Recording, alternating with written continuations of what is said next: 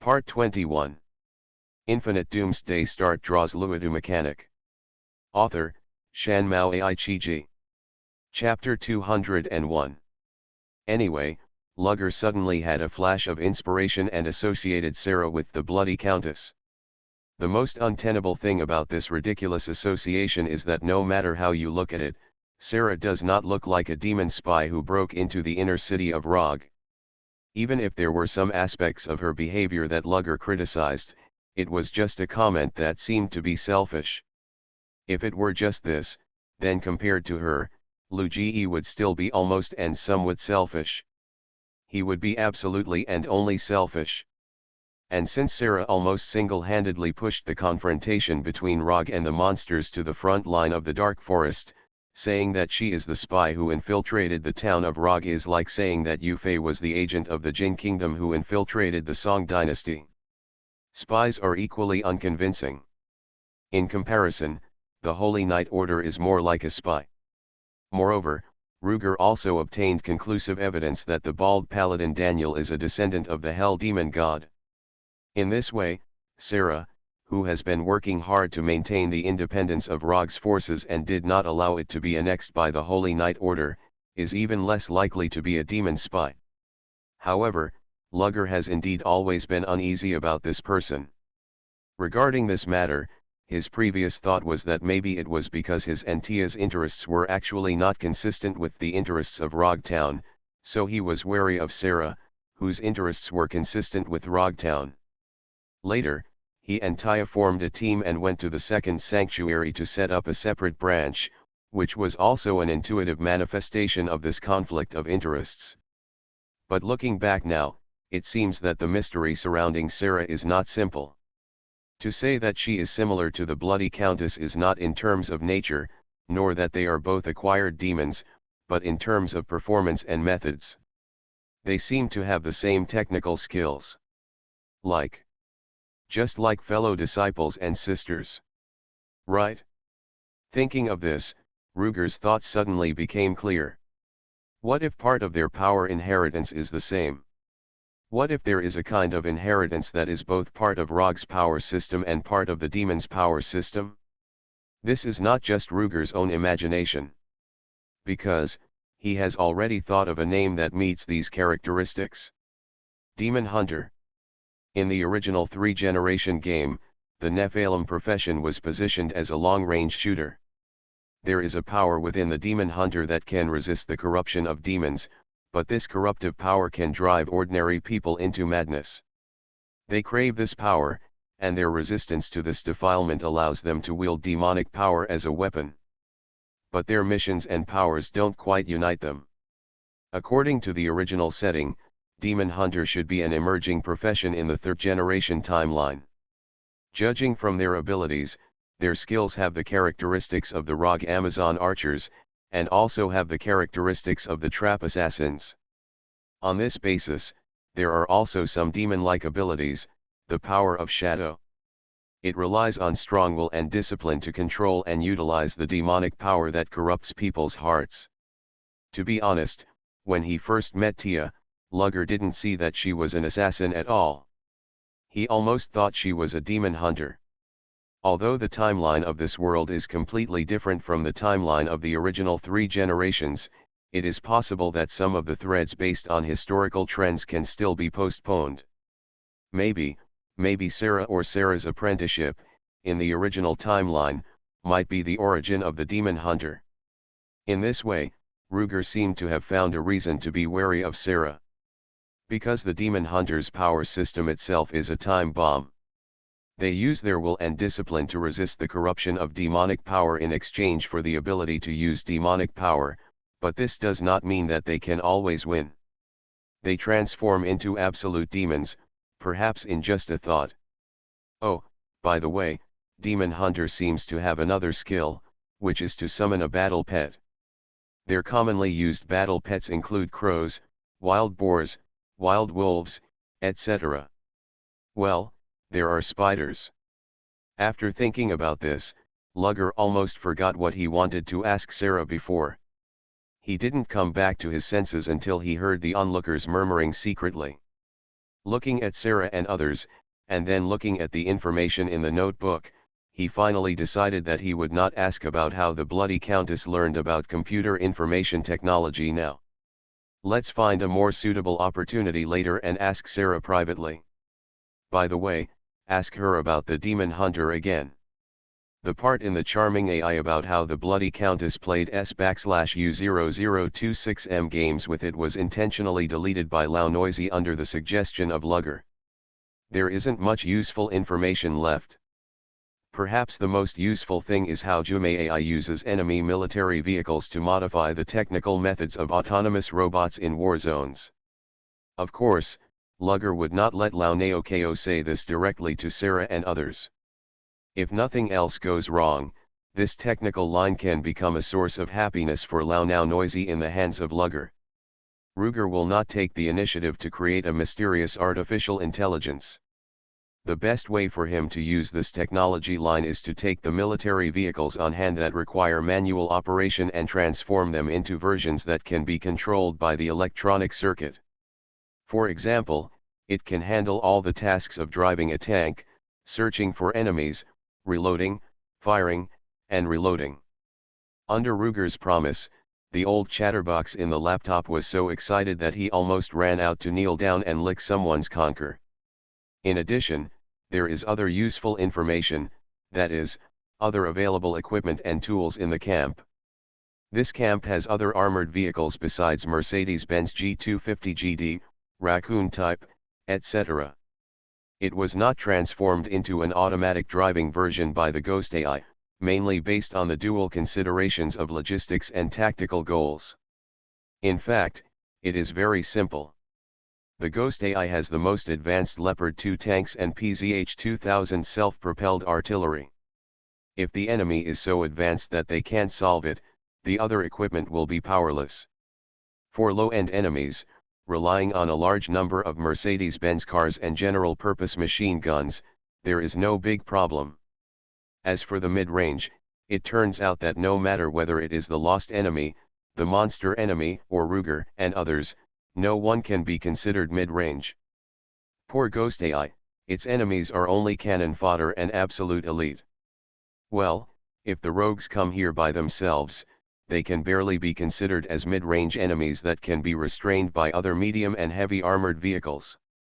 Unfortunately, if they rely on themselves, they can't break through the previous monster defense line to reach here. Anyway, it will be like this in the end, so the Ghost AI didn't use those equipment again. What equipment is it? Actually, they are all familiar faces. The strongest infantry fighting vehicle IF series includes the Puma infantry fighting vehicle and its predecessor, the Weasel infantry fighting vehicle. Infinite Doomsday Start draws Luodu mechanic. Author, Shanmao Ai Chiji. Chapter 202. Ruger has encountered the former at least twice, and even the 30mm rapid-fire gun on his Iron Man armor borrowed the main gun of this thing. It is an old acquaintance, no, an old cat. The latter is a veritable old predecessor, and the earliest one has been in service as early as the 1960s. But for various reasons, even with the successor of the Puma infantry fighting vehicle, it has not been completely retired. It is still in service under the name of Martyr 10501. Of course, the current here refers to the moment when the Lost World was eternally cut off from the development of the modern timeline by the fragments of the Dark World. After the infantry fighting vehicle is the Armored Personnel Carrier/Armored Personnel Carrier APC. This is not bad, there are only a few Boxer multi-purpose armored vehicles. When it is mentioned, it is always said that it is a multi-purpose armored vehicle, which feels like the primary small car of the Allies in Red Alert 2. In fact, reality is far more magical than the game. This armored vehicle adopts a modular design, and its rear cabin for transporting combatants can be quickly disassembled and lifted under extremely simple conditions to be replaced with other functional module cabins. This helps the front-line base to quickly switch its functional modules according to different tasks, eliminating the trouble of deploying and observing special vehicles with different functions. In addition to the basic armored transport vehicle, The special vehicles it can transform into include Armored Command Vehicle, Armored Repair Vehicle, Material Transport Vehicle, Armored Ambulance, Infantry Fighting Vehicle, Armored Communication Vehicle, Artillery Command Vehicle, Artillery Observation Vehicle, Radar Observation Vehicle, Mortar Vehicle, Tow Truck, Air Defense Vehicle, etc. It is also because of this that it is either called an armored personnel carrier or a multifunctional armored vehicle, but it cannot be called a multifunctional armored personnel carrier. Because when it performs other functions, it does not have the function of an armored personnel carrier. Of course, if it were just like this thing would not attract too much attention from Ruger. The environment he is in and his own fighting style determine that most of the modules here that have a very high effect on modern mechanized information forces are actually not used by him. Command Vehicle and Communication Vehicle, magic radiation makes most of their functions impossible to play. Observation Vehicle has similar problems. As for the rescue of the wounded, the removal of combat injuries, and the clearance of obstacles, they can all be taken care of with the logistics space in hand. Self-propelled mortar? Ruger can transform a tank destroyer into a self-propelled mortar, so why is there such an armored transformation vehicle? What really attracted Ruger's attention was that it actually had a multifunctional cabin, which was a 52 caliber 155 mm howitzer. This gun is the Modular Artillery Weapon Station AGM, Artillery Geschütz Module, Artillery Module, developed by Krauss-Maffei-Wegmann, the mother company of PZH 2000, based on the technology of self-propelled howitzers. Its appearance is more like a shipborne gun compared to ground weapons. For example, the main gun of a destroyer. So after being installed on the rear compartment of the Boxer armored vehicle, the whole vehicle gives people a weird feeling of being light on the head and heavy on the feet. It's like an overloaded truck. In fact, Ruger is not very interested in the Boxer vehicle. What he values most is this AGM. According to his combat method, if he restores the chassis of several old World War II vehicles, and then dismantles the main guns of the three PZHs as raw materials and makes them into this AGM, he can in turn have a self-propelled howitzer with a replaceable chassis for fire support. Tracked, wheeled, vehicle-mounted, or even ship type, or even immovable bunker type. Anyway, as long as the gun is useful, the vehicle can be used as desired. With a good design, it may be directly installed in the cabin of a transport aircraft as a ground support gun, just like the AC-130 aerial gunship. Of course, the last thing is too far away from Ruger, and he is just dreaming now. Going back to continue, the multifunctional modules of the Boxer armored vehicle in this camp are not complete, but there is really an AGM here for testing. If there were no rogues watching around, he would have wanted to find the facility and pack up the thing and take it away after learning about it. This is so tempting. The only armored personnel carrier here is the Boxer, and there is no Teeps Fuchs, its predecessor, the Fox armored personnel carrier. It's not that there is no such equipment here. After all, there are old versions of infantry fighting vehicles here, and it is impossible to replace the armored personnel carrier with a brand new one first. In fact, it is because the camps of these things are concentrated in the area covered by the fragments of the Dark World, and as a result, there are no finished products except for some scattered parts. After the armored personnel carrier, there are armored reconnaissance vehicles and armored patrol vehicles. The main force of armored patrol vehicles is those Raccoon-style ones, needless to say. As for the armored reconnaissance vehicle, it is Fennec, the African fox, or translated as Fennec Fox. This is more than a zoo, it's like playing Crazy Zoo City. The Fennec Fox is the big-eared fox that partners with the protagonist Firefox to commit fraud in the movie. The core of an armored reconnaissance vehicle is not armor or weapons, but the reconnaissance equipment inside. Ophelio's thermal imager, Malum safe laser rangefinder, black and white CCD, charge-coupled device, camera. There is also a ground sensor positioning and identification system, BOSA, etc. To be honest, among the same generation of the same positioning equipment, the performance advantage of the version on the Fennec armored reconnaissance vehicle is still very obvious. Unfortunately, for Ruger, they are not as important as they are in a real modern battlefield. In this regard, the Ghost AI has a similar idea to him. As a result, the few Fennec armored vehicles left in the camp were almost all dismantled by the Ghost AI. Because the reconnaissance equipment on it, after dismantling, became the raw materials for Ghost AI to make the core circuit of the automatic robot. In addition to these frontal combat vehicles, there are also many logistics vehicles here. For example, the Wild Dog all-round protected transport vehicle, at Dingo, Eagle 4 Eagle V mine-proof ambush protected vehicle, Eagle IV/Veeam Wrap, etc. But those vehicles are even more useless to Ruger. Their best use is to serve as armored transport vehicles for the material transport team of the second shelter. At least they have relatively thick armor, and they can also resist mines and the like. They are likely to withstand the fireball spell of the fallen magician, which is much better than those simple trucks. But does the second shelter need a transport convoy now? If we establish a long-term cooperative relationship with ROG and others in the future, we may be able to use them to transport ammunition and fuel. So in the end, Ruger still kept the few of them. As for the other unarmored trucks and tankers, they were really harvested by him as raw materials. Anyway, that kind of vehicle can't be used on the front line. When it is really needed, Ruger can just make an armored version.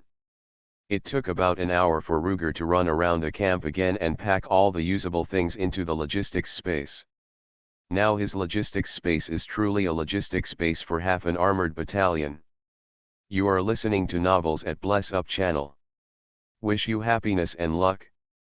Please subscribe to receive new novels. How do you feel about this novel? Please like and leave a comment. Infinite Doomsday Start draws Luodu mechanic. Author, Shanmao Aichiji. Chapter 203. Of course, when he was recycling these things, he did it alone in the name of checking the camp. Google search reading. After all, if ROG and the others saw with their own eyes how he turned dozens of various vehicles into nothing, they would have to beg Ruger to use his full metal alchemy to make good things for them.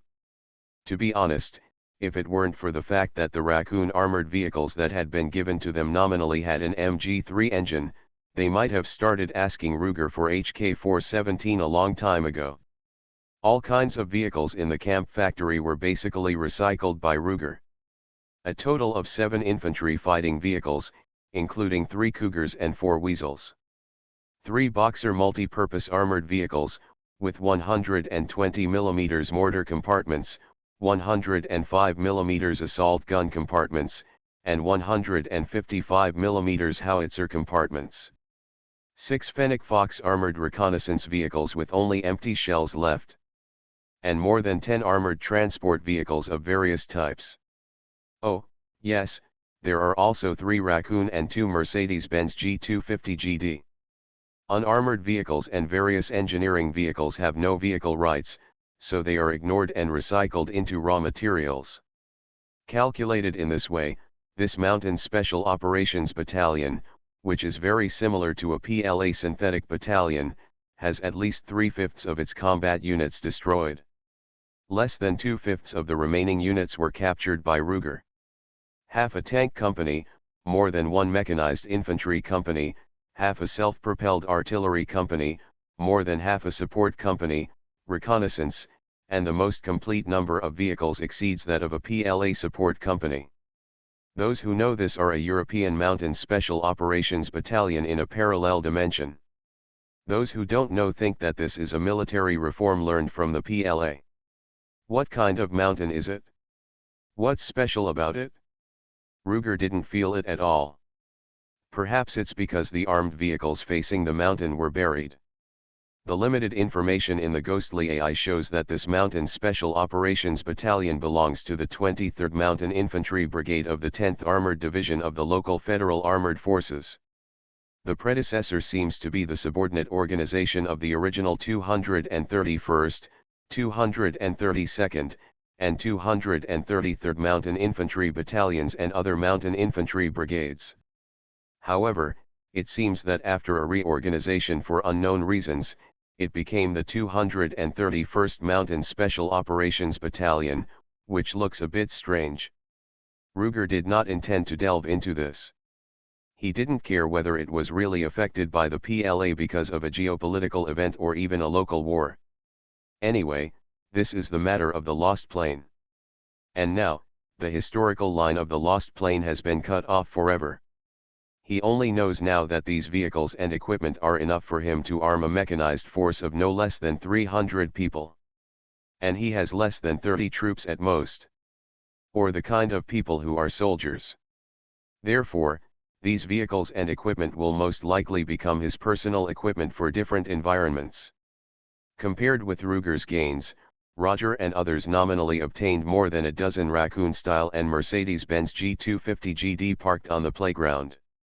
The reason why it is nominal is that, firstly, except for the 4 cars that Luger modified initially, the others have not been deghosted and AIized. Second, because the electronic chips in their bodies have not been removed, they cannot be driven to the ground with magic radiation. Of course, the rogues actually face a third problem, which is how to drive these cars from underground to the ground at least tens of meters high and possibly hundreds of meters high. It will take a lot of effort to find a way to return to the underground maze of the Forgotten Tower from this Lost Relics camp. Because the foldable iron stairs under the stone throne of the Bloody Countess can only accommodate 2 people side by side. Moreover, it is a staircase. To drive the car out, the rogues must first blow up the entrance of the secret passage a little wider, and then find a way to build a driving passage for vehicles to travel together, such as the upper and lower passages of an indoor parking lot. This is not the end. When we get to the underground maze of the Forgotten Tower, we have to start building a similar passage at the bottom of the maze to lead to the ground. However, there is also an advantage to this, that is, after the 2 sets of passages are repaired, this Lost Ruins can actually become the 3rd human shelter. And the area here is at least 7 or 8 times larger than Luger's 2nd shelter. The only problem is that if the underground maze of the Forgotten Tower without the Bloody Countess is in contact with the outside world too frequently, it will be polluted by magic over time and become like most of the ground world, with monsters appearing from time to time. Of course, if Rog also has an alchemy master like Tia, who can use certain potions to absorb the magic that spreads and pollutes the Lost Ruins on a daily basis, this problem will basically be non-existent. What? There is no one with such ability in Rog? It doesn't matter, you can talk about cooperation with Luger. The 2 companies already have many businesses such as vehicle modification and maintenance, vehicle-mounted weapon replacement, ammunition supply, fuel supply, etc., and adding a shelter maintenance is not a big deal. What? Why not let Luger recycle these cars and release them to them when they return to the ground? Doesn't this reveal that Ruger is not using full metal alchemy to recycle materials, but has a huge dimensional space that is countless times larger than the Tia small bag, the largest dimensional bag in Ruger Town? What? Just say that it is using alchemy, and this process can also deduct a few cars as kickbacks according to the setting. Ruger himself is happy with this method, but Ruger and others are not happy. When Ruger proposed this solution, the 4 rogues protected the armored vehicles like a mother hen protecting her chicks. That meant that not only would they keep 50% as a kickback, skill loss, but even 1 less vehicle would not do. They had already learned how to drive. If they drove more than a dozen vehicles back to the rogues, they would be the first batch of instructors. How many vehicles could be successfully pulled back was directly related to how many subordinates they could have and how much armored combat power they could provide to the rogue troops. So it was not surprising that they behaved like this. In addition, Sarah had also mastered the operation of tanks through the memory of the Bloody Countess. She also proposed a deal to Ruger to provide the rogues with at least 2 main battle tanks that could reach the level of Leopard 2A4. Of course, there was no requirement for electronic equipment such as fire control, sighting, communication, and enemy detection. In Ruger's view, what she actually meant was 2 heavy tanks from World War II with firepower, protection, and mobility that could reach the level of Leopard 2A4 main battle tanks. In return, Ruger would no longer claim ownership of the vehicles and equipment in the camp except for the chariots protected by the rogues. The ulterior motive directly exposed Ruger's behavior of going to inspect in name only but actually to recover the equipment. How to say this? Since Ruger knew the existence of those things from the memory of the strange AI leader, Sarah would naturally know the same thing from the memory of the Bloody Countess. Infinite Doomsday Start draws Luodu Mechanic. Author, Shanmao Aichiji. Chapter 204. Sarah didn't force it because she didn't have the ability to transform those scattered tanks into actual combat power. Taiwan Novel Network Rightward Arrow Yan W. But at this time, she pointed out these existences to Ruger, who had already eaten everything but still felt a little uneasy, so that Ruger could help her transform the combat power of 2 main battle tanks that she needed most. In the end, Ruger could only nod and agree, except for a bitter smile. Although it seemed that he was set up by Sarah, Ruger also knew that he actually took advantage of her. In this adventure, whether from the initial plan or the experience on the way, until the final boss battle, the total contribution of Sarah's team and Ruger's own team should be considered half and half. It's amazing that Sarah's team is about 4 to 6 times that of Ruger's team. After all, when the Bloody Countess was in great power, she was stabbed into the sky by Sarah's spear. Of course, if there were only Ruger and his 3 people, the final result should not change much. Although Ruger could not know the memory of the Bloody Countess, the Ghost AI leader in the Leopard 2A6 would eventually fall into his hands anyway. However, who asked him to be reasonable? In the end, even if he handed over the 2 Leopard 2A4s, Ruger got at least 80% of the spoils in the camp. In any case, he did not lose money in this deal.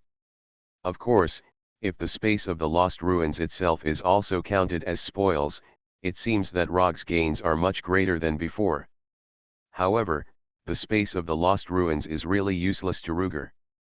Besides, he just asked Lao Guozhao to go to the edge of the space to have a look.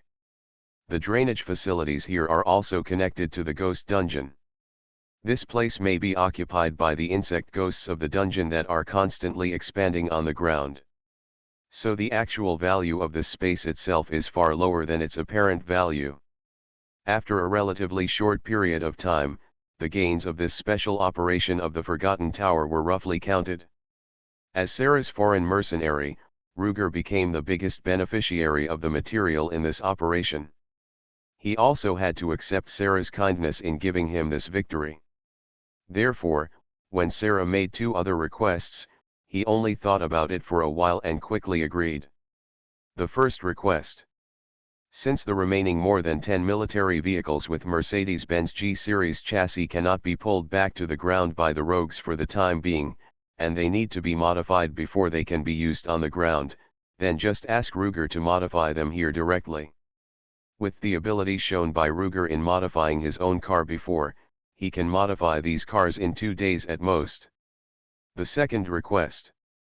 Anyway, they are staying here to modify military vehicles, so why not continue to let the rogues who are interested in this visit? In other words, let Ruger continue to teach them more in-depth vehicle knowledge, including vehicle engineering aspects such as modification, maintenance, and troubleshooting, as well as how to refuel, how to mount machine guns, and even the techniques of using machine guns, etc. These 2 requests also mean that the long-term arms business between the Rogue Force and the Rugsha family has officially begun. The reward for these 2 tasks provided by Sarah to Ruger is a certain number of magic gems. This is the hardest currency among all the practical currencies in Rogue Town. As for whether the number proposed by Sarah is large, Ruger can be sure from Tia's wide mouth after hearing the number that the number must not be small. Moreover, when Sarah made these 2 requests, it also triggered the tasks in his system. Task 1, Goal, help Ruga complete the Dark World adaptation modification of 5 Mercedes-Benz G250GD and 15 Inuk light armored patrol vehicles. Task Reward, 800 points. Task 2, Goal, help Ruga learn the use, maintenance, and repair technology of Inuk light armored patrol vehicles, etc. Task Reward, 400 points. To this day, the points given by these two tasks are not much for Ruga. But if we calculate the time, it will take at most 2 or 3 days to complete these two tasks. Earning 1,200 points in 2 or 3 days is not a small amount. In this case, Ruger would naturally agree. So, the 4 Rog sisters stayed in the underground camp with him. Tia and Anya also wanted to stay, but they had other tasks. The main purpose of this Forgotten Tower mission was indeed achieved. The monster nest in the underground maze of the Forgotten Tower was destroyed, and the speed of continuing to condense nightmare-level monsters was infinitely reduced. The leader of the monster nest, the Bloody Countess, was also killed by Ruger. But strictly speaking, there are still secondary goals that have not been fully achieved. For example, all the buildings of the Forgotten Tower and the underground maze were destroyed, and the entire underground maze was completely exposed to the ground air. Tia had only blown up the ceiling and floor of the core part of the underground maze. It was considered to have destroyed the main part of the building. The complete destruction rate must be above 50%, and it can even reach 60% or even 70%. However, a lot of corners were left. So at the request of the client's father, Sarah, the demolition engineer Tia and the construction safety officer Anya had to go back to the upper level and continue to clean up the remaining parts. At the same time, they naturally took on the responsibility of building a vehicle passage from the ground to the bottom of the maze. In fact, it's not troublesome, Luigi has already drawn the drawings for them. In fact, it's not a drawing, just a few photos of spiral tunnels/circling tunnels in modern mines. It is the kind of spiral tunnel that is dug around the center of the mine in circles on the surrounding highlands. Cars from outside drive over and follow the spiral tunnel around the screw, and finally drive to the bottom of the center of the mine. This mode does not require too many additional building materials, it just requires digging a larger pit. And digging it into a larger area will be more conducive to the high concentration of magic power in the underground monster lair to escape to the ground. It played right into Sarah's hands. As soon as Party A's father saw the schematic diagram of the spiral tunnel that Lugger handed to Tia for reference, he immediately clapped his hands and shouted, "I want it, just build it like this for me." Everyone was happy about this, except for Tia, the worker who actually worked, who gave Lugger a resentful look. To build this thing, Anya and Tia worked well together. Tia was responsible for loosening the soil with explosives. She drove the Leopard 2 tank mounted on the Ruger Cybertruck's big bucket and cosplayed the Kodiak Brown Bear, armored engineering vehicle to remove the excess soil. Dig and clean it out. Anya is responsible for using freezing magic to freeze the roadbed and pavement solidly. The two of them work together and complement each other. From an efficiency point of view, it is estimated that they will be able to build the spiral tunnel before Ruger has finished modifying the car. The excess building materials can also be piled in the underground camp and used as materials to build a ladder to the bottom of the maze. Although these building materials come from monster lairs, the magic power needs to be removed before they can be thrown into the underground camp for use. But, isn't this still Tia's specialty? Infinite Doomsday Start draws Luodu mechanic. Author, Shanmao Aichiji. Chapter 205. Not bothering the two masters, Sarah simply handed over the construction of the entire set of vehicle passages to Tia. As for Tia's reward, she didn't say anything, so Luge stopped asking in detail. Anyway, looking at her excited and promising attitude, and the price Sarah offered her, at least she was very satisfied with it. Anya. Although Anya no longer emphasizes that she is a prisoner of war, she is still regarded as an apprentice in the Ruger system. Apprentices are provided with food, housing, and education, but no wages. So the price Sarah gives Taya has nothing to do with her. The days passed slowly as the three of them worked in two places. 2 days later, as Lugger expected, Taya and Anya had basically completed the 2 spiral tunnels from the underground camp to the bottom of the maze, and then from the bottom of the maze to the ground. But Ruger has only modified 8 Inuk Raccoon Dog light armored tanks. Can't blame him. He originally thought that what he had agreed with Sarah was that it would be enough to teach the previous 4 Miss Rog. Unexpectedly, at the same time that he completely modified the second car, another 4-man ROG team was sent to the underground camp by Sarah. But there were 4 more, and 4 more, and 4 more. After the spiral tunnel was built by Taya on the 3rd day, the 4 original MP5 girls, each driving a modified Inuk, drove to the ground in a majestic way and went back to Sarah to report. In this way, Lugger's actual workload has not changed in the vehicle modification part, but in the part of teaching Lugger, it has increased 7 to 8 times. If it weren't for the first batch of MP5 girls who left quickly returning to the underground camp and helping Luge serve as assistant instructors for the new Rogue students who were still coming over, Luge would have almost given up the job and returned directly to the camp. 2 shelters. Fortunately, as he teaches more and more Roger can be retained as instructors. And with the help of HK-21 ladies who already use general-purpose/medium caliber machine guns, Ruger can completely ignore the teaching work of machine gunners and focus on the teaching tasks of vehicle engineering. In the end, Lugger calculated that there were 40 or 50 people who came one after another to learn various vehicle engineering techniques.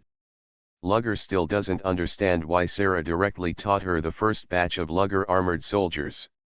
The main drivers and main gunners of the 20G series lightly armored vehicles were directly taught by Ruger. These Luodu GE finally drove all the armored vehicles filled with fuel and ammunition by Luodu GE, returned to the ground, and directly joined the battle with the monsters. With their help, Sarah directly pushed the war front line that was still in the dark forest all the way through the dark wasteland and directly onto the Tamor Highlands. Tamor Highlands is almost the easternmost part of the open wilderness in this area. Further east is the original monastery of the Sisters of the Blind Eye. It was occupied by the Queen of Pain, Andariel, and had become the largest and most powerful monster lair in the area. Once Sarah takes Tamor Highlands, this will be the closest rogue town has come to counter-attacking into the monster lair and regaining lost ground in the past 20 years. By then, Sarah's reputation within the Rogue army will reach its peak, catching up to or even surpassing Rogue's commander-in-chief Kasha, who has gradually retreated to the second line.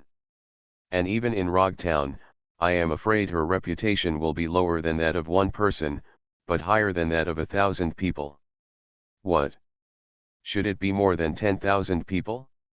It's a pity that the total population of Rogue Town is not tens of thousands. However, being able to counterattack this far is already the limit of Sarah's ability. The current front line of the war between Rogue's troops and the monster army is pushed to the junction area between the Dark Wasteland and Tamor Highlands. The Rogues tried their best, but only dug a new trench formation on the Tamor Highlands. With the help of trenches, they barely managed to hold on there. But if they charge forward, they need more and stronger charging power. Because, when we arrived at Tamor Highlands, the level of monsters suddenly became higher. The blue-skinned dark shooter type who uses a knife, a gun, and a bow, similar to Fallen Rogue, has become the most basic cannon fodder. The evolved and upgraded version of the hard-haired rat, the spike demon, and the skeleton shooter and skeleton mage are the absolute main forces here. Although the raccoon-type armored vehicles that had just shown their prowess could block most of their long-range attacks, the skeleton mage's fireball spells and the like still did a lot of damage to them. The Rajas only had these 20 tanks, 5 of which were fragile versions with almost no armor. Naturally, they were reluctant to treat these tanks as consumables and rush forward. In this case, if Sarah charges alone, she will easily be unable to follow up and be divided and surrounded by monsters. On the other hand, Sarah led the Rogue army to counter-attack here. Perhaps the civilians in Rogue Town from Makara to the lowest status were happy about this, but some people were very unhappy. That is the Holy Knight Order and others. They had already planned that by cooperating with long-range units like Rogue, they would be able to quickly defeat the monster army as melee and high defense units. It is precisely because of this that in the post-apocalyptic era, those who come out to compete with Rogue for the right to speak are not assassins, mages, druids, or barbarians, but they're paladins. The threat of Master T. But now the Rogues have actually obtained armored vehicles from the Lost that they can use, which can replace the paladins as frontline vanguards. As a result, they really crushed the monsters all the way and pushed back to the Tamo Highlands with this blessing, and used the rise and counter-attack routine that the paladins had planned for generations. How could they not be angry when seeing this situation? They all felt that they had planned for decades, but they were doing wedding clothes for others. This was a rumor in Rogue Town, where the rogues who stayed in Rogue Town passed through the second sanctuary and were finally sent to the war front. But in the eyes of Lucia and others, this statement was completely nonsense. The whole thing neither made them contribute nor used any of their resources or achievements. What qualifications do they have to say that they did wedding clothes for others? Just because Sarah did what they wanted to do but deliberately didn't do? That's what they deserved. Being unable to save the country and being able to save it but not doing it for personal gain are two completely different things. The former is neither right nor wrong, and the latter is a complete act of aiding the enemy. However, Ruger, Tia, Sarah, and the rogues on the front line all understood these things, but it seemed that the top leaders of Rogue Town suddenly didn't understand. Although the 12 gold medals a day urgent recall did not appear, a similar storm was indeed brewing. The enemy had suddenly become much stronger, and the rogues' armored assault capabilities were not enough. They didn't want to waste tanks, and the storm in the back line was precarious. With these reasons combined, Sarah herself no longer insisted on continuing to move forward. You are listening to Novels at Bless Up channel. Wish you happiness and luck. Please subscribe to receive new novels. How do you feel about this novel? Please like and leave a comment. Infinite Doomsday Start Draws Luodu Mechanic. Author, Shanmao Aichiji. Chapter 206. Sarah's front-line rhythm temporarily stopped, and the storm in Rogue Town was still brewing. Google search reading. But just when the storm was about to come, Sarah neither stayed at the front line nor returned to Rogue Town to lobby the host. Instead, she brought several confidants to the second shelter. At this time, 2 days had passed since Ruger and others left the underground camp. They also returned to this shelter that can be called home as soon as possible. There was nothing big in the shelter during this period, but there were also many small things. For example, some people seemed to have caught a cold because they were not adapted to the new environment or their work and rest. It is said that when they heard the report from their human subordinates that someone was sick, not only the barbarian female warrior Minerva who stayed behind to guard the house, but also the several rogues who cooperated with her to guard here were all surprised. Nephilim will not get sick easily, which makes them forget that in addition to food, water, and safety in the apocalyptic world, medical care is also an important issue. Although Ruger is nominally an ordinary person, a lost human, he has a system and there are so many potions in his portable store that he can buy at any time. He is almost as immune to diseases as Nephilim. Just because he himself does not get sick does not mean that he has forgotten that ordinary people can get sick. But he did not realize that Nephilim cannot get sick, so he did not tell Minerva about these things. Fortunately, they were away for a short time, and the man's condition was not serious. When they came back, Ruger did not need to do it himself. Tia checked the man twice, took out several alchemical materials and ground and mixed them for him to take. Soon he was cured. Ruger remembered that the reason why Rugers could become a force in the dark world was because they had alchemy in their power system. And Akara, the supreme leader of Rugers, was originally the leading alchemy potion master in that area of the original world. Rugers' herbal potions were also one of the cornerstones for them to build the initial human shelter. It was only after the Paladin cult came out of nowhere that their holy light also had a healing effect, which overshadowed the healing ability of the rogue's potions. Although Tia was not a rogue, as an alchemist, she belonged to a faction that was willing to live in harmony with ordinary humans. It was too reasonable for her to be able to diagnose and prescribe medicine and cure diseases. After this incident, Ruger suddenly realized that he seemed to have seriously underestimated the pressure that Tia would bring to the Paladin cult if she stayed in Rogue Town. In the past, he only paid attention to Tia's ability to make guns and arm ordinary people to a level that could compete with ordinary monsters, but he did not notice that her identity as an alchemist was more important to ordinary people. Now think about it, the Paladin cult suppressed the alchemy workshop while trying to absorb Tia into the cult, and the reason was not just the lost weapons. It's a pity that they used the wrong method. Ruger looked at Tia, who began to make various regular healing potions for the shelter, and muttered in his heart. Someone got sick, this is just one of the small things. Then there are all kinds of minor accidents in the firearms training of the Human Resistance Army. Bullet jams, broken guns, explosions, accidental injuries, etc. Compared with Rog, who can also use firearms, the technical and tactical level of ordinary humans is really too poor. In the words of Ruggie, their foundation in combat is too poor.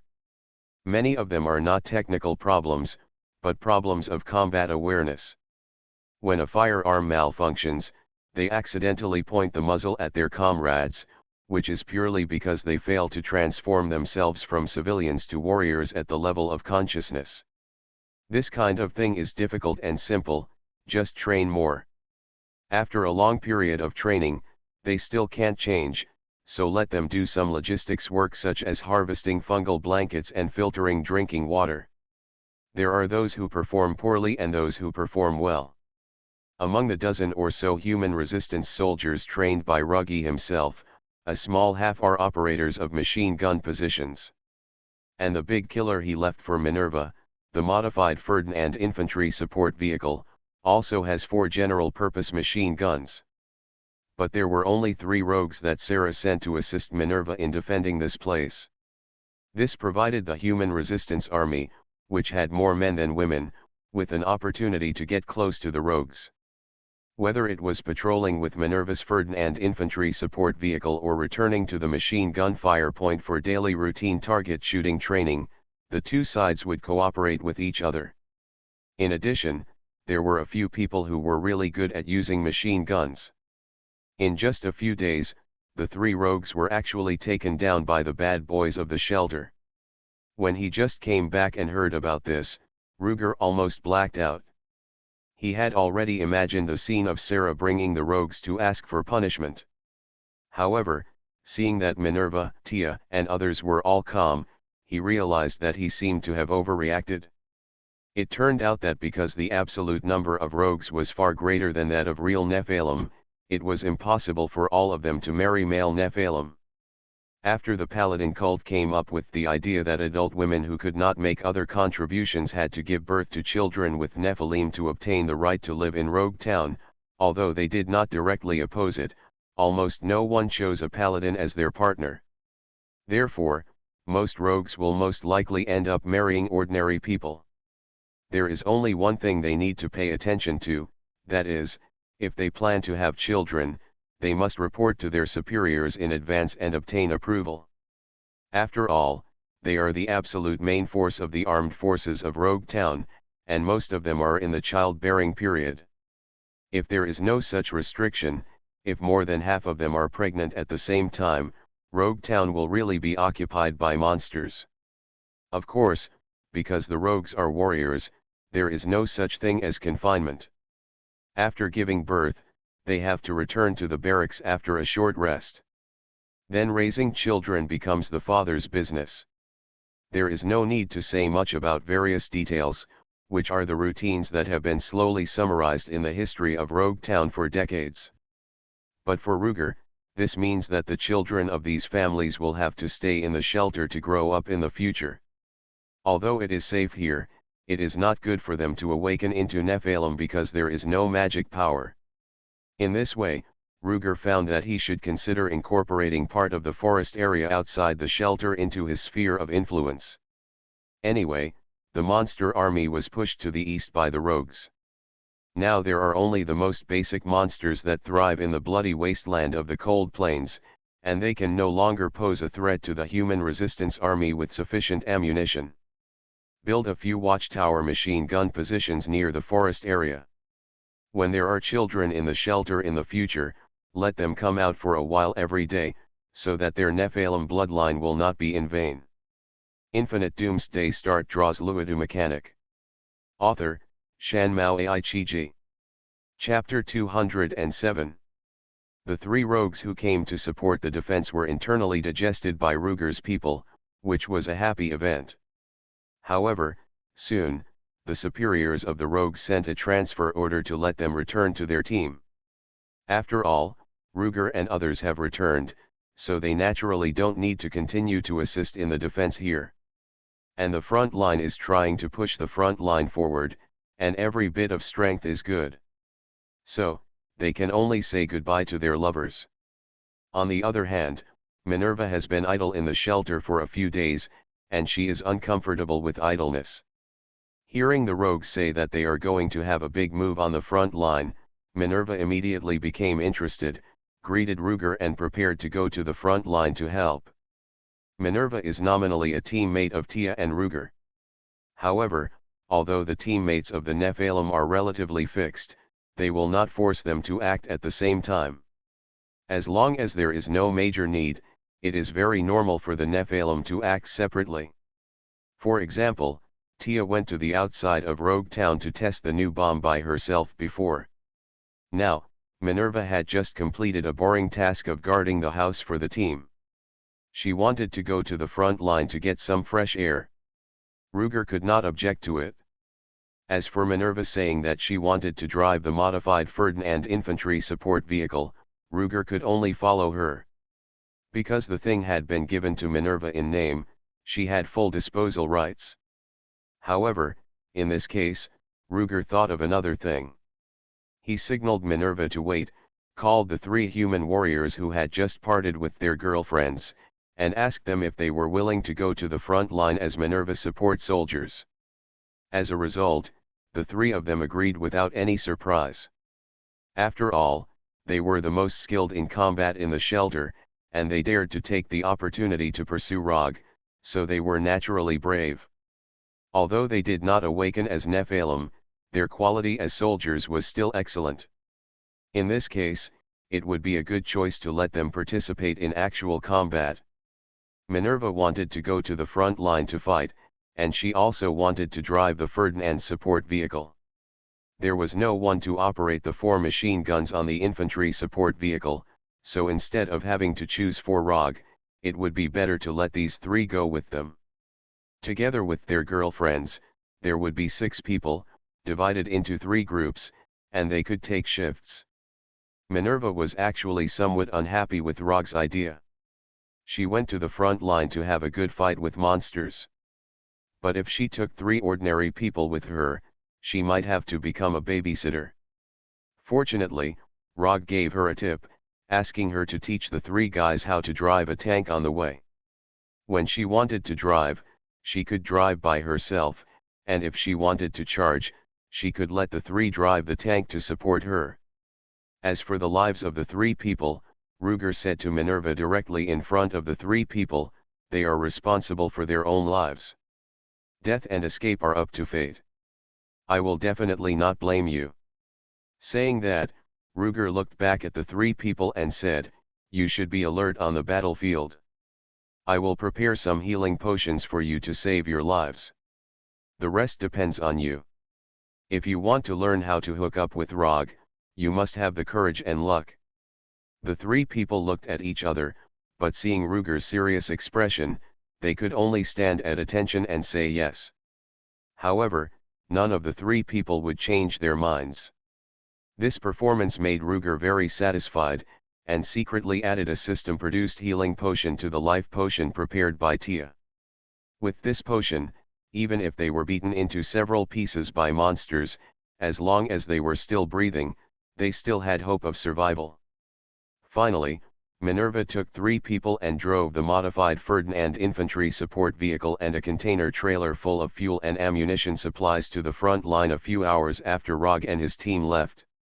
If they use it sparingly, the diesel in the container trailer is enough for them to use for 10 days or half a month. The performance of the 2 MT-902V-10 diesel engines derived from the Puma infantry fighting vehicle is much stronger than that of Ferdinand's original engine. However, Rog did not expect that the 4 people here had just gone to the front line for support for 2 days, and the front line commander Sarah left the front line and ran here. As soon as she saw Rog, Sarah asked, "How is my tank?" The purpose of this guy's coming here is too obvious. Soon, Rog learned from her that Rog and his team had reached the Tamo Highlands. If she wanted to go further to the monastery, she and Tia would become indispensable firepower support again. Moreover, she also saw how useful the magic-modified Ferdinand driven by Minerva was on the battlefield. A magic-modified infantry support vehicle version of a World War II tank destroyer armored base can charge into the battle array under the volleys of dozens of skeleton wizards, so what about the main battle tanks dedicated to assault at the end of the Cold War? Sarah immediately thought of the Leopard 2A4 that Ruger had promised her but had not yet delivered. In addition, the Raccoon armored vehicle that Ruger had delivered to Rog after the modification was completed also performed quite well in that series of battles, which directly led to Sarah not going anywhere after stabilizing the front line, and rushing straight to Ruggy. Speaking of which, Ruggy has indeed been busy these 2 days since he came back. Rog's light armored vehicles have been modified, but his armored vehicles of half of the synthetic battalion have not been installed yet. What's more, there is also the means that Lao Guozhao got from the commander of the enchanting AI, which can allow electronic circuits to operate normally without damage under magic radiation, which also needs him to verify a little bit. So in the past 2 days since he came back, he has been busier than when he was in the underground camp. Although working for yourself and working for others are 2 completely different experiences, he is happy to do it. In this case, how could he modify the Leopard 2A4 in advance without a delivery date? So Ruger could only say, "I'm working on it, just wait for 2 more days, just wait for 2 more days." This was as perfunctory as it could be. However, Sarah didn't say anything more after hearing this, and sat down on another chair in front of Ruger's repair shop, shouted "Okay," and then said nothing more. Ruger didn't pay attention to her at first, and continued to operate the Boxer multi-purpose armored vehicle equipped with the AGM 155mm howitzer module cabin in the main parking space of the repair shop. He now likes to play with this multifunctional platform very much. The modular design is most suitable for him, a traverser who has space on his body and can quickly change functional modules at any time. In addition to the chassis of wheeled armored vehicles, in a world like the end of the world where there are no proper roads, the passing performance is far worse than that of tracked chassis. So now he wanted to make a multi-purpose armored vehicle with a tracked chassis based on the Boxer's foundation. Even if he could directly use the chassis of the Leopard 2 series, it would be even better. But he was busy working for a while before he accidentally found Sarah still sitting in the chair, and couldn't help but asked in surprise, "Why are you still here?" Infinite Doomsday Start draws Luodu Mechanic. Author, Shanmao Aichiji. Chapter 208. As soon as he finished speaking, Lugger himself reacted. Google search reading. Taiwan Novel Network Rightward arrow. He shook his head helplessly, smiled bitterly at Sarah and said, "You mean, just wait here for me to make that tank for you?" Yes, Sarah's reply was simple. Although he was mentally prepared, Lu Ji couldn't help but take a breath after hearing her express her attitude so concisely. "So, you're just waiting here? Are you eating, drinking, and everything else here? I know you have no problem, but what about Issa and Bella? Issa is the MP5 girl, and Bella is the HK417 girl. As the highest field commander of Rog's troops, Sarah couldn't live without guards around her. I don't know if it was because I was coming to visit my old acquaintance Luj. The one who escorted Sarah was none other than the 4 Luj sisters from the HK family who had fought with him before. The 4 Rog girls were guarding Sarah behind her like flying geese, but as bodyguards, they could not sit down. At this time, when he heard Luj mentioning himself and others, he glanced at him subconsciously. The helplessness, grievance, and prayer in his eyes were about to turn into reality. Helplessness, it was the helplessness of having to obey Sarah's orders. Feeling aggrieved, naturally I thought I was going to come over to reminisce about old friendships, but I didn't know that I had to stand for a while after coming over. The prayer, of course, was to make Luj hurry up and do what he promised them, so as to let them go. When Luj saw what these little guys meant, he felt angry and funny. What is this? A bitter plot? Are you blackmailing yourself by relying on the little guys to complain? But forget it. Who makes himself soft-hearted? Ruger shook his head, turned around and walked further into the parking space number 1 of the garage. When he was about to open the door, he hooked his hands with Sarah and the others and sighed, "Come here." Not to mention the 4 Rogs, even Sarah's eyes lit up and she followed him in. It turns out that his car repair shop has more than 1 parking space. In the number 1 parking space outside is the Boxer Dog multifunctional armored vehicle he is tinkering with, and in the repair parking space in another workshop inside is a Leopard 2A4 tank. In fact, this is not the car Ruger wanted to modify for the Sarahs. As mentioned before, he is currently conducting research on integrating the multifunctional modular platform into the Leopard 2 chassis. The outside is about module research, and the inside is naturally about chassis.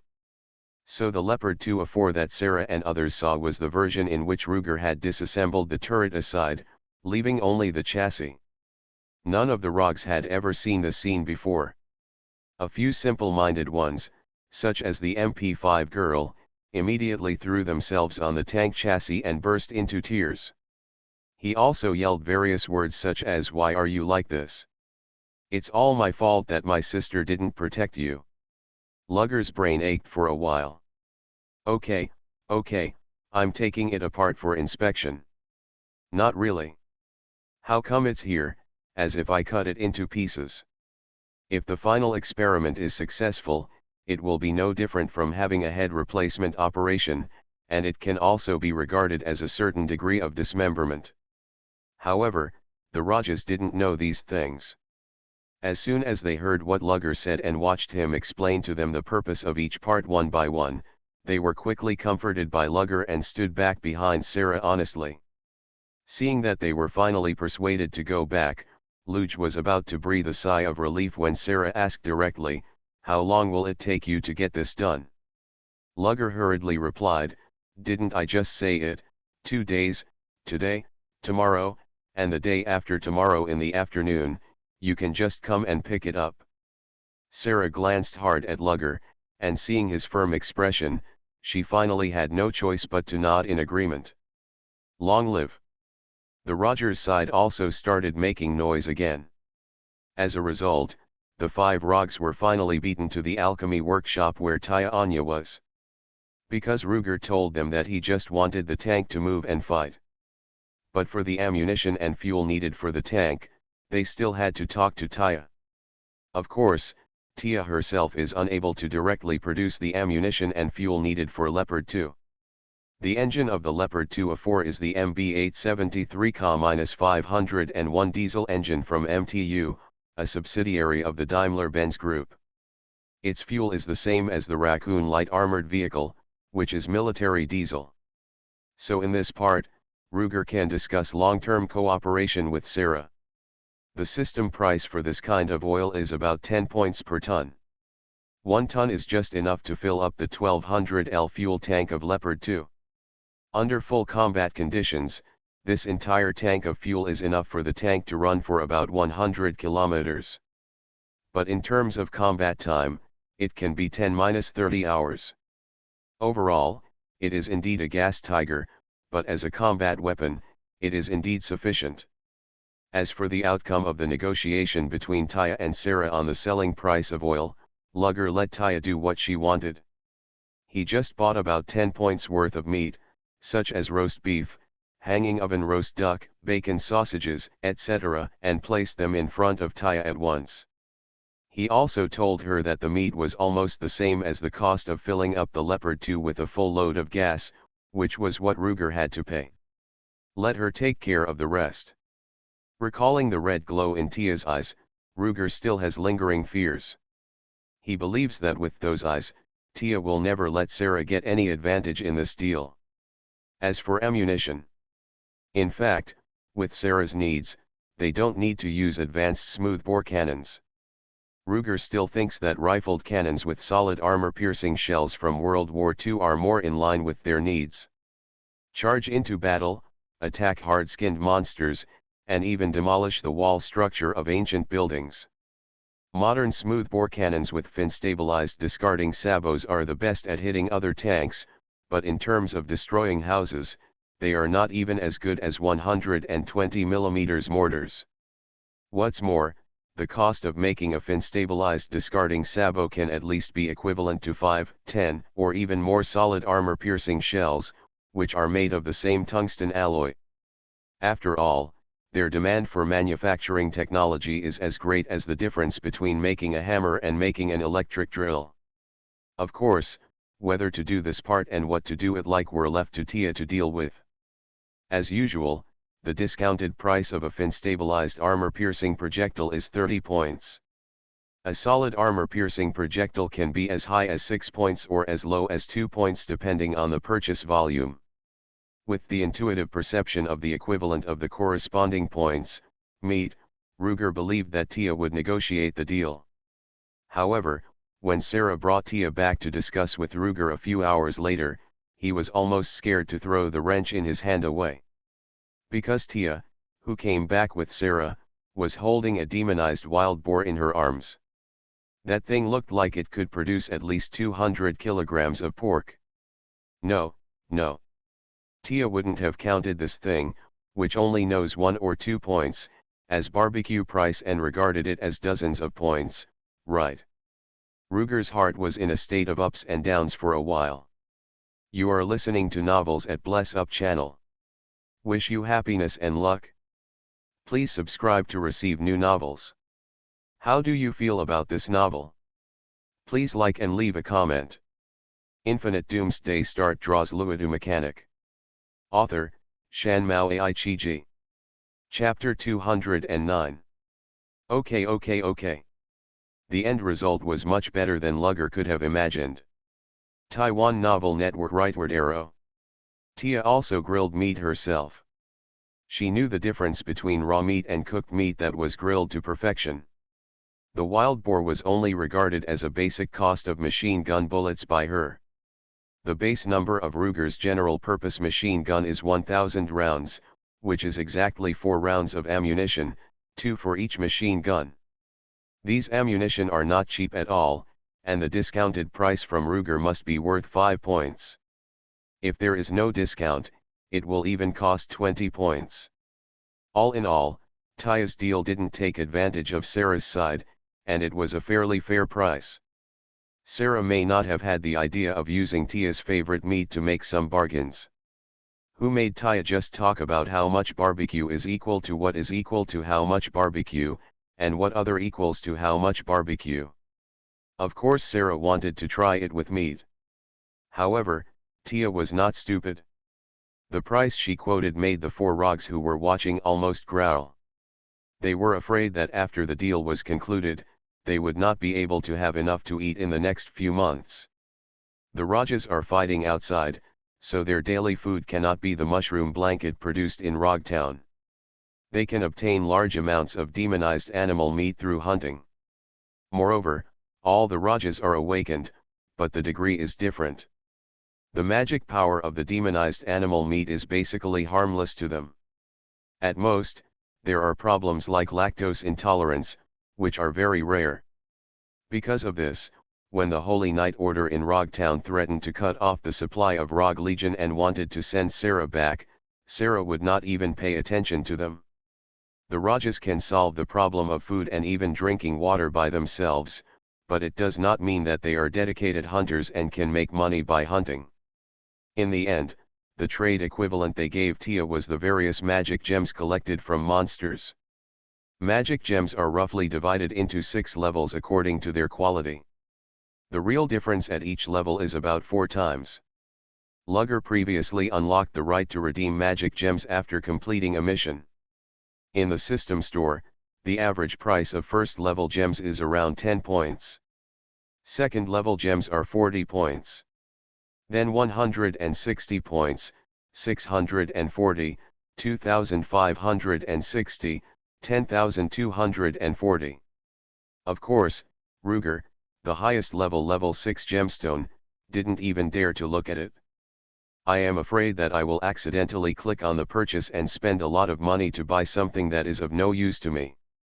However, according to Taya, if such a gem is used to make a staff or something, even if it enters the ruins of the lost area without magic, a mage like Anya can still cast a magic weapon instantly with the support of this staff. Hours of magic. But it is said that in the history of the Sisterhood of the Blind Eye, the highest level of gems that can be obtained is level 5, also known as the perfect level. The 6th level is simply a legend that has only been heard but never seen, so it is also called the legendary level. There is even a saying that when magic gems reach the legendary level, they are almost equivalent to fragments of the world stone. Legends are legends, and Lugger was determined not to redeem this thing anyway. In addition, this kind of thing is rare in the system, and the selling price and recycling price are almost the same. Systematically speaking, this kind of goods with general equivalent characteristics play a role similar to currency, so Lugger should be spared and not allowed to buy low and sell high. According to the set of standards, Lugger believes that as long as they cut off their selling prices by 10% and convert them into the magic gems in Sarah's hands, then the business with Sarah will be profitable. But he never expected that after the negotiation with Taya, the price of the gems in Sarah's hands was reduced to 50%.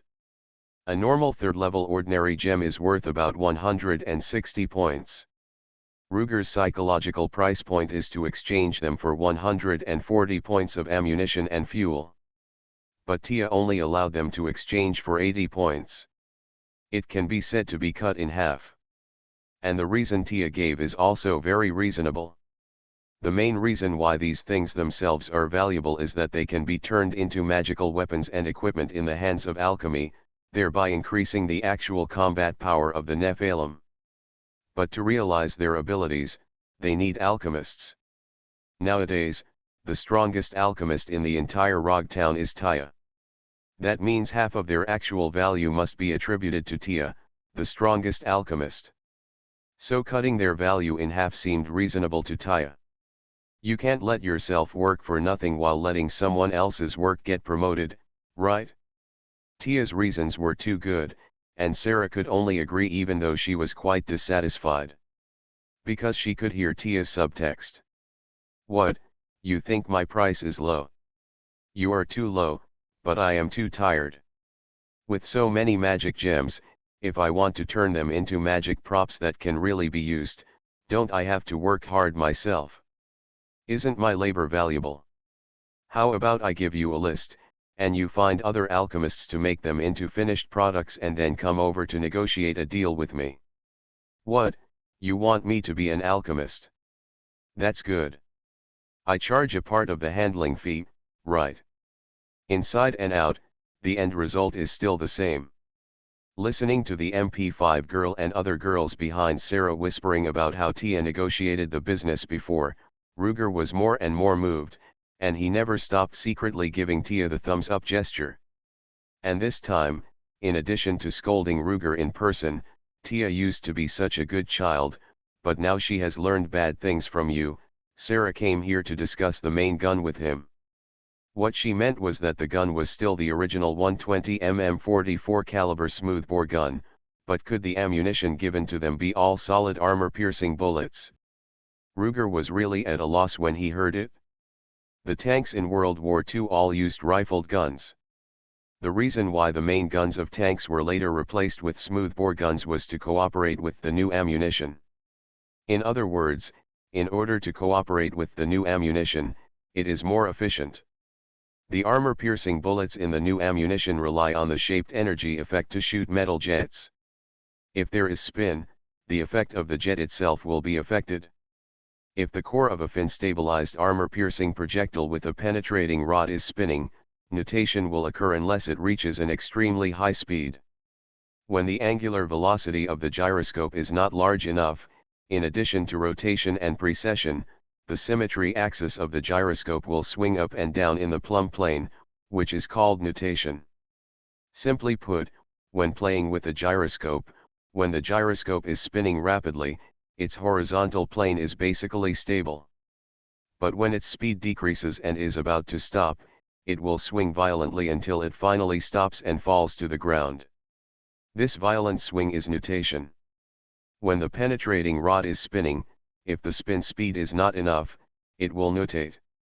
If you want to make the spin speed enough, you have to make the pitch of the barrel rifling smaller.